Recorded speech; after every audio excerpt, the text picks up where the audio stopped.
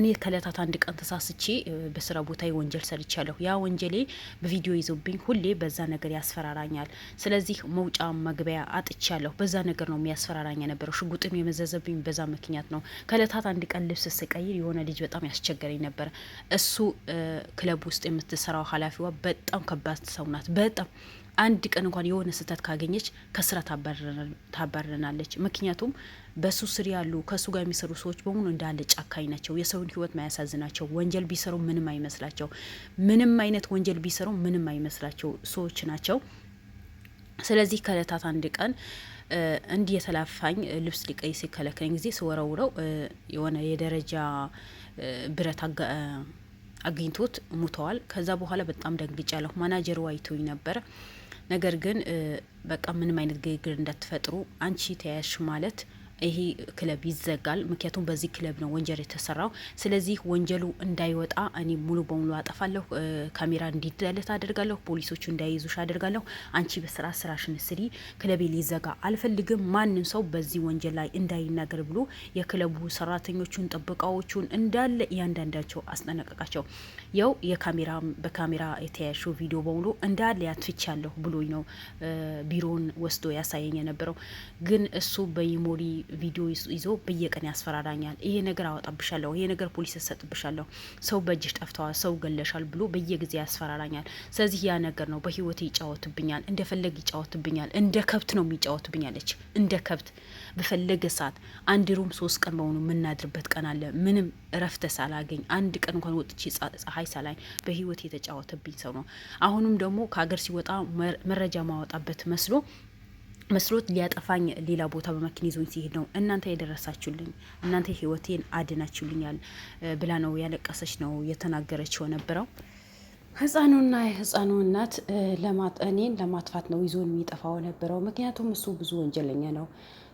እዛ ቤቱ ላይ ብዙ አይነት ወንጀል ይሰራል። ከሊያ ጋር ብዙ ተቆጥሮ ማያልቁ ነገራቶችን ይሰራል።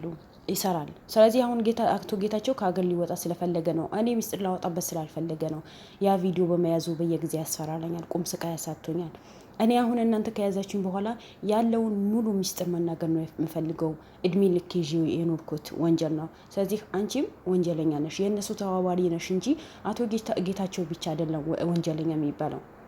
ምክንያቱም ሰው ያከራትፈተ የሰው ህይወት አትፈተሽ እንዴት ይሄን ያህል ዓመት በነጻነት ትኖሪያለሽ? እሱ ብር ስለሰጠሽ፣ እሱ ገላሽን ስለሸጥሽለት፣ እንደፈለግሽ ስለኖርሽ ስለሌላ ሰው ህይወት አያገባኝ ማለት በጣም ከባድ ነው። ለምን ሰው በመሆኑ ብቻ መከበር አለበት። እስካሁን ለህሊና ጸጸት ከሚገልሽ እስር ቤት ገብተሽ ፍርድ ተፈርዶብሽ ፍርድሽን ጨርሰሽ ብትወጪ ይሻል ነበር። ምክንያቱም የኛ ሀገራችን ሰው የገደለ ሰው ወይ ሰው ያጠፋ ሰው እስር ቤት ነው የሚገባው እንጂ ሌላ ምንም የሚባል ነገር የለም። እሱ በዋስ መብት በብር መብት አመታትን ተቀሎለት ምናምን ይወጣል። የሌላ ሰው ነብስ እንዳልሆነ ሌላ ሰው በህይወት ለመኖር እንደማይፈልግ ተደርጎ ነው የሚታየው። ስለዚህ አንቺም ትክክለኛ ህሊና ቢኖርሽ ኖሮ የሰውን ህይወት በእጅሽ ጠፍቶ ይቅርታን ጠይቀሽ እጅሽ ሰተሽ ቅጣትሽን ብትቀበይ ይሻልሽ ነበር። አሁን እኮ በጥፋት ላይ ጥፋት ነው የሰራሹ። አንድ የአቶ ጌታቸው ተባባሪ ሆነሻል። ሁለተኛ ደግሞ የሰውን ህይወት አትፈተሻል። ተደብቀሽ ነው የኖርሽው። በዛ ላይ ደግሞ ህይወቴ ይደበቅልኛል ብለሽ እኮ ራስሽ ህይወትሽ ይሸትሽ እኮ ነው የኖርሽው። ከዚህ ሁሉ ጸጸት፣ ከዚህ ሁሉ ስቃይ ምን አለ ለህግ አሳልፈሽ ህይወትሽን ሰጥሽ እዛ ህግ ጠለላ ውስጥ ብትኖሪ። ይሄ የማንም የትምሽከረከር ሰውዬው በህይወትሽ ከሚጫወትብሽ እናት ነሽ፣ ሴት ነሽ፣ ነገ ግብተሽ ወልጃለሽ እኮ እድሜ ልክሽ ጸጸት ከሚገልሽ በስነ ስርዓት እስርሽን ብትቀበይ ይሻልሽ ነበር። ምክንያቱም እኛ ጋር እስር ነው በቃ ቅጣቱ እስር ነው። እንደዚህ ወንጀል ሰጣችሁ በነፃነት ትኖራላችሁ። የእውነት የሚሰራ ሰው እንደዚህ ተከታተላችሁ ያ ሰው ለማጥፋት ነው የምትሞክሩት። እናንተ ወንጀል ሰርታችሁ ግን እንደፈለጋችሁ መኖር ነው። ይሄ እኮ ትክክል አይደለም። ህሊና የሚባል ነገር አላችሁ። የሰው ልጆች ናቸው። አልማየም ውድ ቤተሰቦቼ፣ ይሄ ጌታቸው የሚባል የሰውን ህይወት ምንም መስሎ ማይታየው ጌታቸው ከሀገር ሊወጣ ሲል እጅ ከፍንጅ ነው የያዙት። እጅ ከፍንጅ። እሱን ብቻ አይደለም ሴቶችን ሲያስመልጥ ይዟቸው ሊወጣ ጭራሽ ምን ይላል? እኔን አይደለሁም አቶ ጌታቸው። እዩትማ የእስር አይንም ሆነ ነበልባልም ሆነ ድኳሾ የሚሰሩት ቪዲዮ እያንዳንዱ ነገር ይከታተላሉ። ጌታቸው ነው ብላችሁ እብድ ይዛችኋል እኮ። ስለዚህ እሱ ነው ጌታቸው ማለት ያ እብዱ ነው። እኔ ጤነኛ ሰው ነኝ።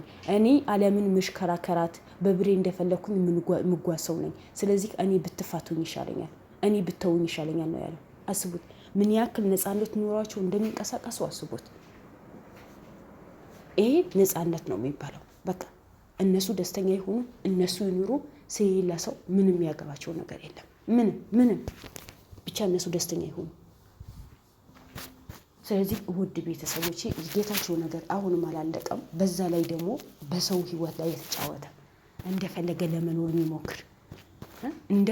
ለመኖር የሚሞክር እሱ ብቻ ይኖር፣ እሱ ብቻ ደስተኛ ይሁን፣ እሱ ብቻ እንደፈለገ አርጎ ለመኖር ነው የሚፈልገው። እብዱን ይዛችሁ እሱን ለሐኪም ቤት ወሰዱ እንጂ እኔ አቶ ጌታቸው አይደለሁም፣ እንደፈለኩኝ መኖር እችላለሁ። ማነው ነበልባል የምትሉት ሎል የምትሉት ምናምን እኔ ምንም ዴንታ የሚሰጡኝ ሰዎች አይደላችሁ። እናንተ ጭራቅ ናችሁ። እኔ ለእናንተ አንድ ስልክ ይበቃኛል ነው ያለው። አስቡት። በዚህ ልክ ነው ወንጀል ሰርተው፣ በዚህ ልክ ነው የሚንቀሳቀሱት፣ በዚህ ልክ ነው ሀገራችን ላይ ግፍን ማይፈሩት። አስቡት። ግፍ የሚባል ነገር ማይኖራቸው በቃ እንደዚህ ነው። ምክንያቱም ከፍተኛ ቅጣት አይሰጣቸውም። ብራቸው ዋስትና አድርጎ ነው የሚወጡት። እንደፈለጉ መዝናናት ነው የሚችሉት። አንድ ሰው የሚቆጣጠራቸው ሰው የለም። አገር ሰላም ነው ብሎ ሰላም ሰርቶ በፍቅር የሚኖር ሰው አገራችን ላይ መኖር አይችልም። ግን እንደነሱ እንደዚህ ወንጀል የሚሰሩ ሰዎች፣ የሰውን ህይወት የሚያጠፉ ሰዎች፣ ሰውን እንዳይኖር የሚያደርጉ ሰዎች በነፃነት ይኖራሉ። ምን ይሉታል? አሁን ይሄንን ምን ይሉታል? ይሄ አሁን ሀገር ነው? ይሄ ህግ ያለበት ሀገር ነው አይደለም። እኔ የምሬ ነው የምላችሁ። በጣም ነው የደበረኝ ትላንት። በጣም በዚህ ልክን ራስን ከፍ አድርጎ መኖር፣ ወንጀልን ሰርቶ በዚህ ልክን ደስተኛ ሆኖ መኖር በጣም ከባድ ነው። ሰው በመሆኑ ብቻ መክበር አለበት። የእሱ ገበያ እንዳይጎልበት፣ የእሱ ህይወት እንዳይጎል፣ የእሱ እነዚህ ከውጭ ሀገር የሚመጡ በሴት ህይወት ላይ የሚጫወቱ ሰዎችን ሴትን እንዳያጡ ወንጀል ሸፍኖናት አኖራት። አሁን ግን ወንጀልሽና አባብስልሻለሁ እንዲልሻለሁ ብሎ በህይወቱ ይጫወቱባታል። አስቡት። እሺ ከዛስ በሱ ክለብ ላይ ሴት እንዲህ ተመልምሎ ነው የሚሸጠው ነው የተባለው። ተመልምሎ አስቡት። ሴት በመሆኗ እንኳን አትከበርም። ሴት ማለት እኮ እናት እኮ ናት አይደል እንዴ? ሴት እናት ናት፣ ተከብራ መኖር አለባት። ግን እኛ ሀገር ላይ እንደዚህ የሚባል አማርኛ የለም።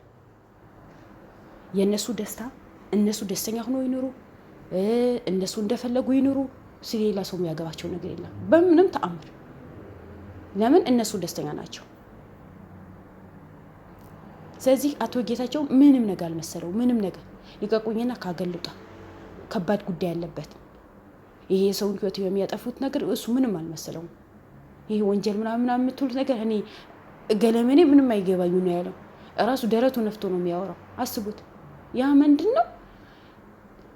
ምንም ለህግ ቦታ ስለሌላቸው፣ ህግ በደንብ ቅጣት ስለማይሰጣቸው፣ ህግ በደንብ ቅጣት ቢሰጣቸው ቅጣቱ ምን እንደሆነ በደንብ ጠንቅቆ ቢያውቁት ኖሮ ዛሬ እንደዚህ ባልሆኑ ኖሮ፣ ዛሬ እንደዚህ እንደፈለጉ ባልጨፈሩ ኖሮ።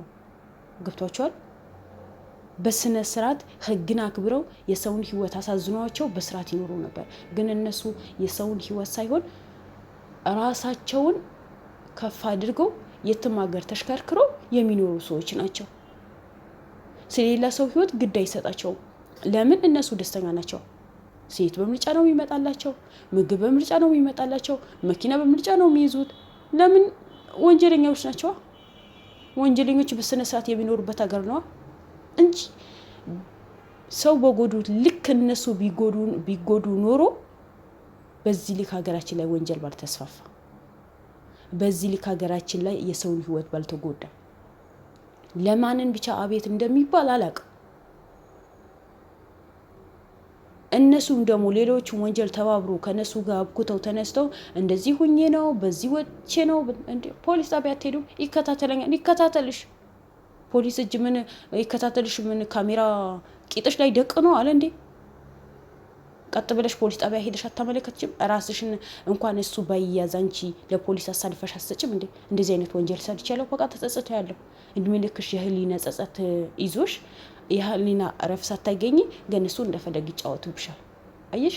አንዳንዴ ቆም ብለን ማናስባቸው ነገራቶችን እኛ ራሳችን ነው የሚጎዳን እንጂ ሌላ ነገር የሆነ የሰራነው ነገር የደበቅን ውሸትን የደበቅን ማይወጣ መስሎን ራሳችን እንጎዳለን፣ በጸጸት እንሞታለን። ለምን አደረኩት? ለምን አልተናገርኩም? ፈጣሪ የሰጣችሁ እድሜያችሁ በስርዓት አትጠቀሙበትም። ዝም ብላችሁ በሆነ ባልሆነ ነገር እድሜያችሁ ታባከናላችሁ። ነገ የልጆቻችሁ ጦሳ ትሆናላችሁ። ልጆቻችሁ በስርዓት እንደታሳደጉ ልቦና ያድርባቸዋል። ልቦናችሁ ይሰበራል። ያ የልጆቻችሁ ጦስ ነው የምትተርፉት። በቃ ህይወቴ እንደዚህ ሆኖ በዚህ ወጣ። ህይወታችሁ መታበላሹ ራሳችሁ ናችሁ። በተሰጣችሁ ልክ ብትኖሩ ኖሮ ያ ዛሬ ባልተጎዳችሁ። ነገ የልጆቻችሁ ጦስ ባትሆኑ ኖሮ። ምክንያቱም እናንተ የስነ ልቦና በደረሰባችሁ ልክ ልጆቻችሁ ይጎዳሉ። እናንተ ደስተኛ ስትሆኑ ልጆቻችሁ ደስተኛ የሚሆኑት። አስቡት አሁን የጌታቸው ልጆች